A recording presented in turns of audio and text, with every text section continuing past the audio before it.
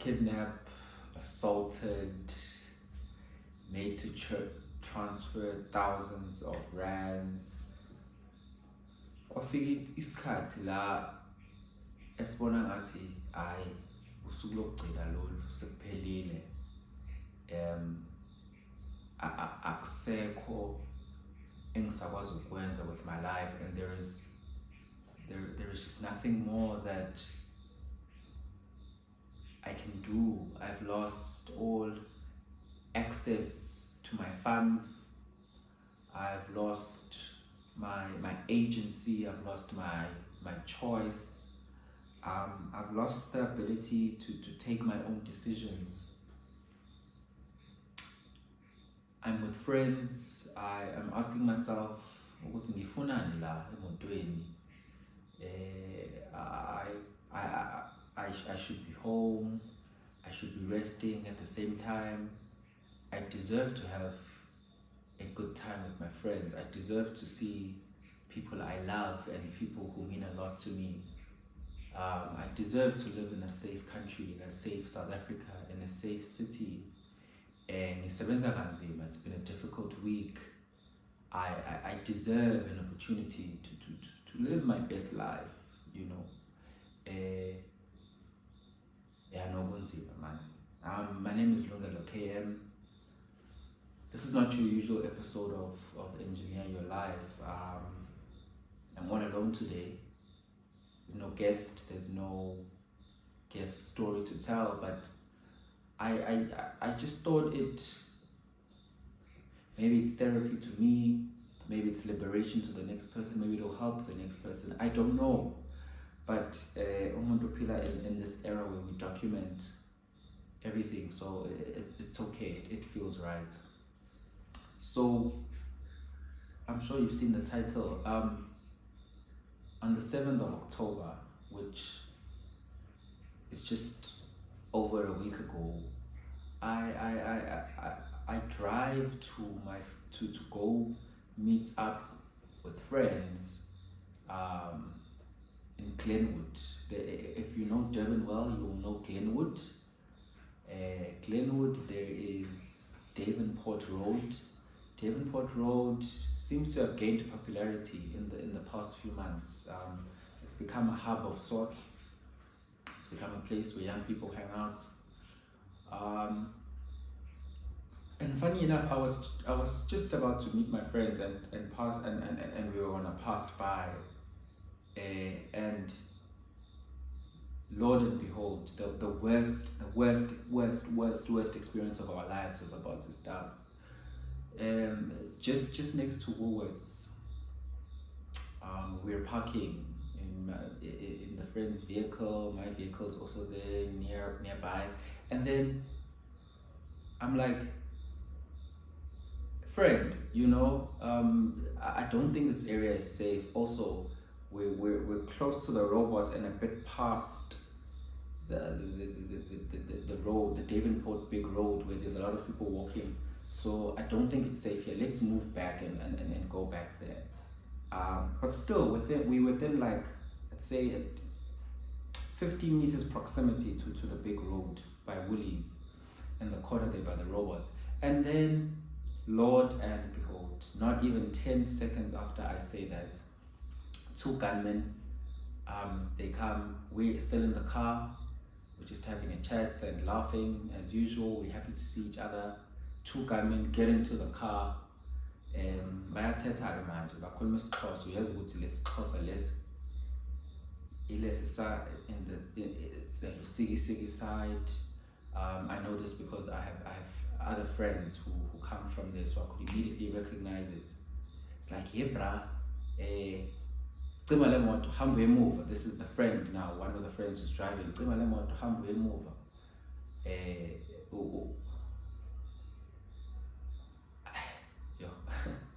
Cima le moto, hambe emuva. And my friend gets hit with the gun.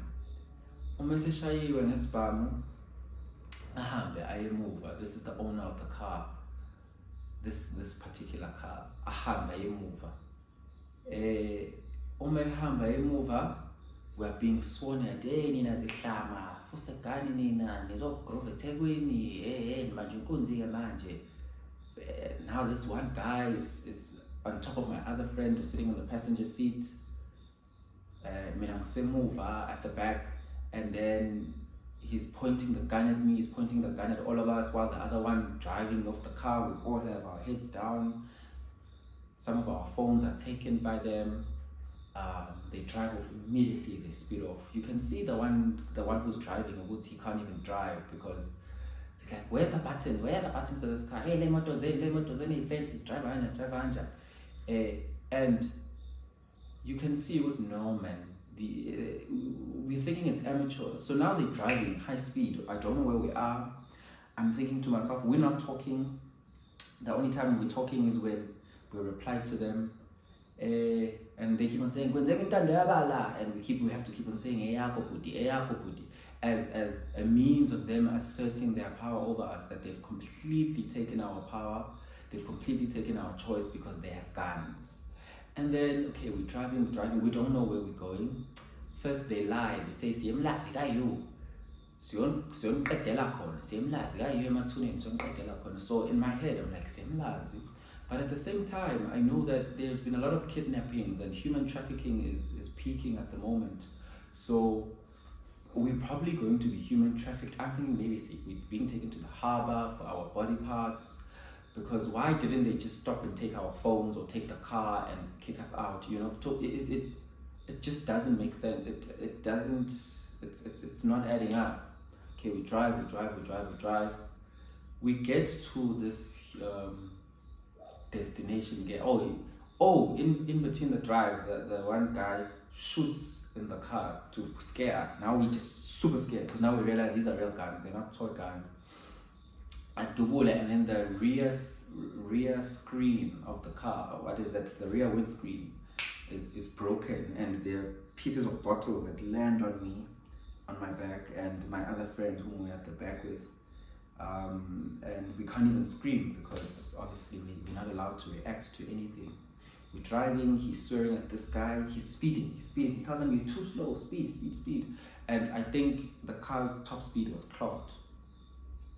Mind you, this is my friend's car. It's a Mercedes Benz, so it was really fast. We get to this place. We dressed up, man. We dressed up nice. We're young. First things first, they take our phones when we get to this place. We don't know where it is because it's dark. It's an open field and it looks like a cemetery, literally a cemetery where dead bodies are buried. And we get out of the car first. Just outside of the car, they take our phones, they ask us where our phones are, they collect them one by one, they tell us to go and lie on the floor outside where the car is, and they check our pockets, they check for car keys, they check for everything.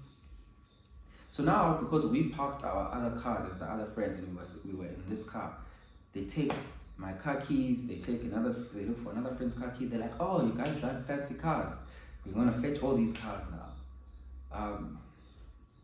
Panicking again. So I'm like, gosh, thinking to myself, not only did I just lose, I'm in the middle of nowhere, I'm kidnapped, we are kidnapped, we don't know what's going to end up with us, but they've taken our cars. Now we're receiving calls because we were meant to meet other friends later, and now we're not allowed to answer our phones. But they're not switching the phones off at the same time because clearly they know what they need to do with the phones. So we're lying on the floor and then they ask us to move and follow each other. We follow each other, they take us to deep within the cemetery and we made to lie flat on our stomachs, all 5 of us. Now we realize that they now have additional accomplices there. If I'm not mistaken, there were 4 of them, but there were so many of them coming in and out talking that I may not remember properly. Also, I'm trying to forget this, man. They then do that, and these stomachs. And the first thing they say is, because one of our friends was female, the first thing they say is, no, we're not gonna rape you. We have too many girlfriends. Okay,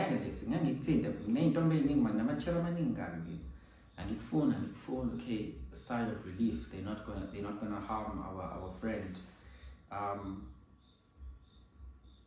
But in all of that, now they're like, okay, what's gonna happen now? What's it? Transfer meaning you guys have money, we can see you guys. I forgot the part where they made us take off our shoes. So if you were wearing what is perceived to be expensive shoes, so you were made to take them off, and some guy was given to another guy, and he disappeared off with them. Okay, let me go back to the part where now we're lying flat. They make us unlock our phones. Most of us have iPhones. They make us unlock our phones. They collect our pins, and then imagine in between this, they've got alcohol, they're drinking, they're smoking. They're telling us iPhone. Nobody will find you here. And it's just this excruciating experience, man. And so they make us take our iPhones, and they start with my lady friend. They make her unlock her phone, they log onto her banking app.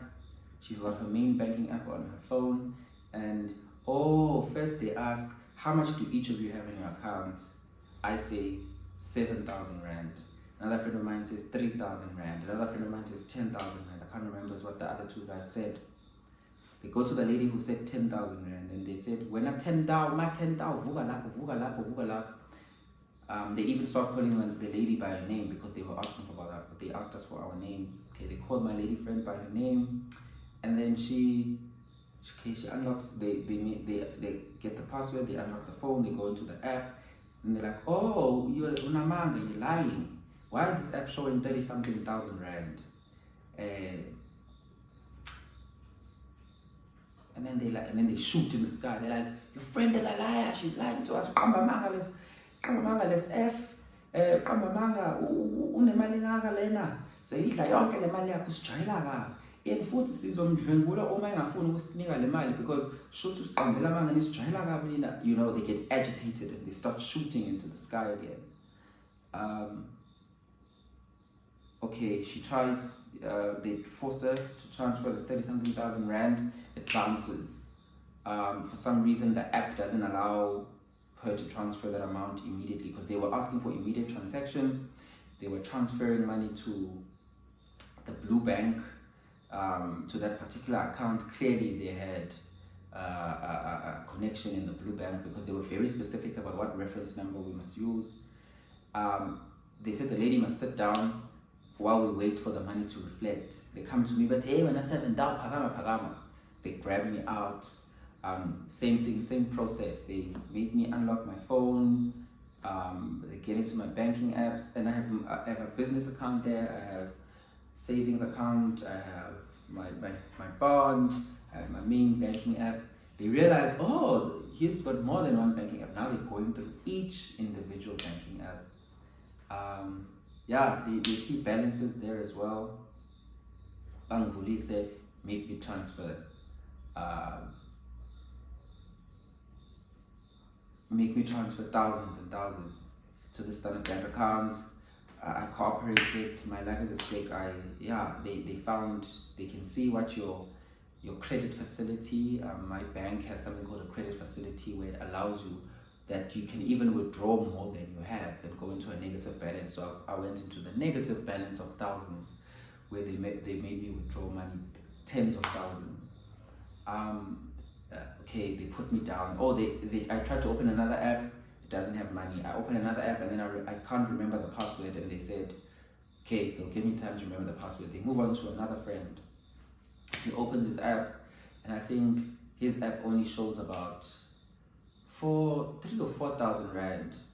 He transfers it to them immediately. Now they want to go back to the lady because clearly they're fixated on how much money she has.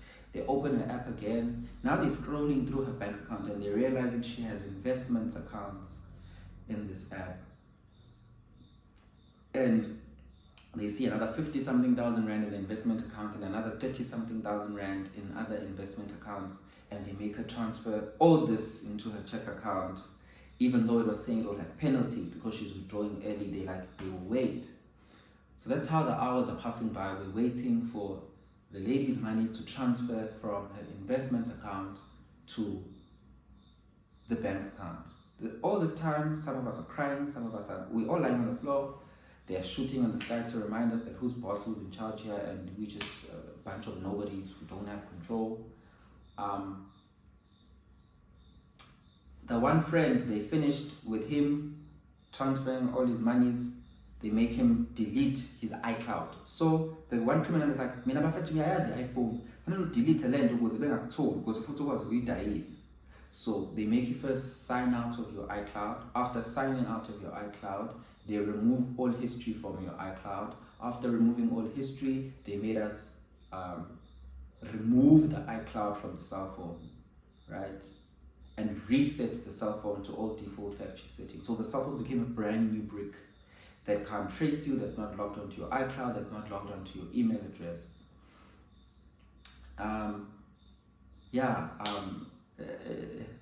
They come back to me, they say, do you remember the PIN? Yeah, I do remember the PIN for the next bank account. I mean, I'm trying to save my life. I'm gonna remember the PIN and just send whatever to them. I send them thousands again. They go back to the lady, it's about midnight it's about 12:30 now the next day. They're like, okay, it's a new day, which means the limits have been increased and you can transfer you can be able to limit the limits for your banking, and you can transfer the more monies that we saw. By the end of it all, the lady has transferred 118,000 rand to these criminals Standard Bank. They are so happy, they're excited. They've clearly won the lotto. Now, next process. Now they're making all of us delete our iClouds, all of us, that reset process I'm speaking about. What's keep on iCloud mind, because they're almost done. But now they're drunk because they've been drinking and smoking, and they say, I need a son mulala or season death. You know, they're negotiating. Some of them are saying, let's kill them. If it's nginkabe kade ngagcina ukubulala abantu kade ngagcina ukubulala umuntu lo nyaka ngicine ngidala fanele nje ngishaye noma oyedwa la ngidubule noma lo isinqa, you know.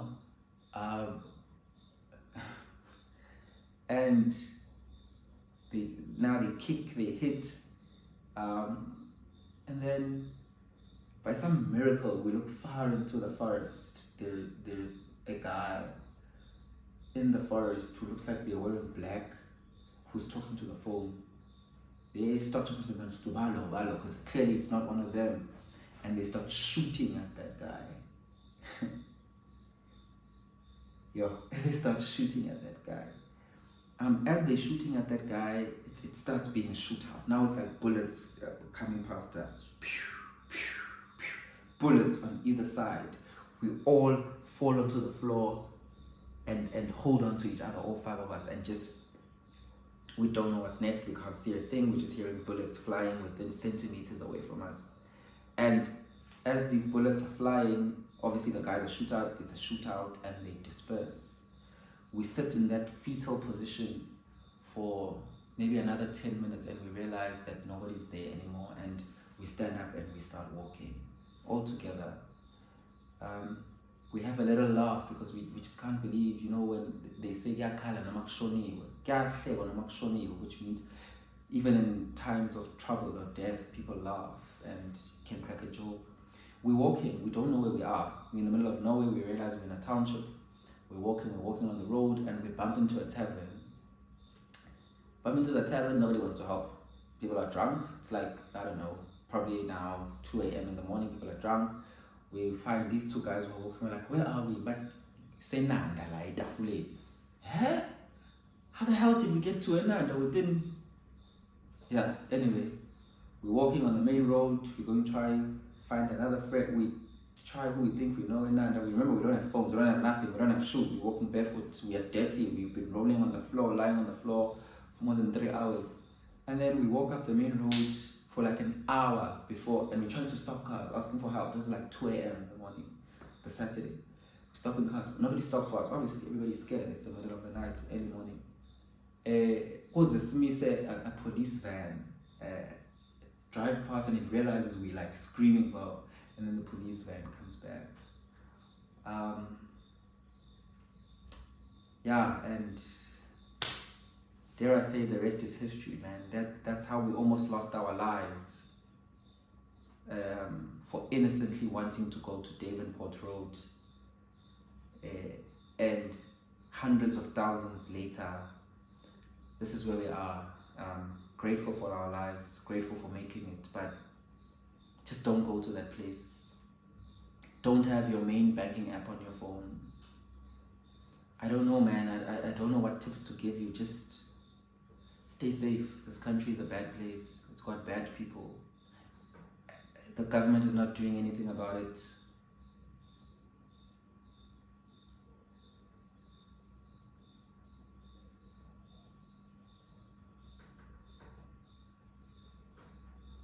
Yeah, man. Yeah, stay safe.